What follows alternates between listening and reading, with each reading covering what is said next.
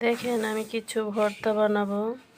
মাছ দিয়ে টমেটো ভেজে নিয়েছি, মাছ ভেজে নিয়েছি, পেঁয়াজ ভেজে নিয়েছি, মরিচও ভেজে নিয়েছি।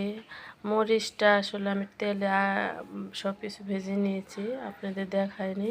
এটা মাছ, যে কোনো মাছই আপনারা ভেজে তারপরে সুন্দর করে বেছে নিয়েছি। আপনার যেটা ভালো লাগে সেটা সেই মাছই ভেজে ভর্তা বানাতে পারেন, ভালো লাগে। বেগুন দিয়ে আমি একসাথে ভর্তা বানাবো।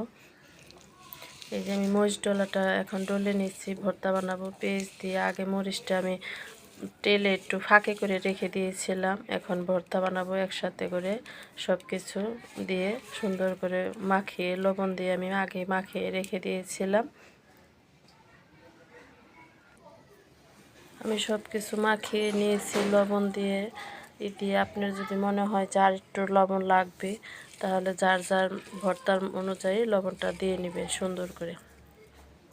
বেগুন আসলে পুরেও ভর্তা বানানো যায়। বেগুন তেল একটু উপর দিয়ে তেল দিয়ে সুন্দর করে বেগুনটা পুরবেন, পুরলে এরকম সব কিছু ভেজে ভর্তা বানাবে। পেস্টটা যার যার পছন্দ মতো দিতে পারেন। অনেকে কাঁচা পেস্ট খেতে ভালো লাগে, কাঁচা পেস্ট খায়। আসলে আমরা কাঁচা পেস্ট খেতে ভালো লাগে না, সেজন্য আমি কাঁচা পেস্টটা দিইনি।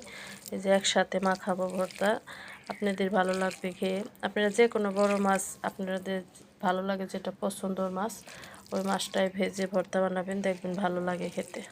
আমি প্রায়ই বানাই, আমার কাছে ভালো লাগে খেতে, সেই জন্য আমরা বানাই। নতুন ভর্তা আপনারা খেয়ে দেখবেন। অনেকে হয়তো খায়, অনেকে খায় না, যার যার পছন্দ, ভালো নাও লাগতে পারে। আমরা ভর্তাটা বানাই খাই, আমাদের কাছে ভালো লাগে, সেজন্য আমরা বানাইলাম।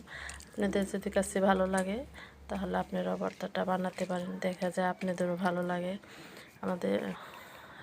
আপনারা ভালো থাকবেন সবাই, আল্লাহ হাফেজ। আপনারা সবাই আমার জন্য দোয়া করবেন।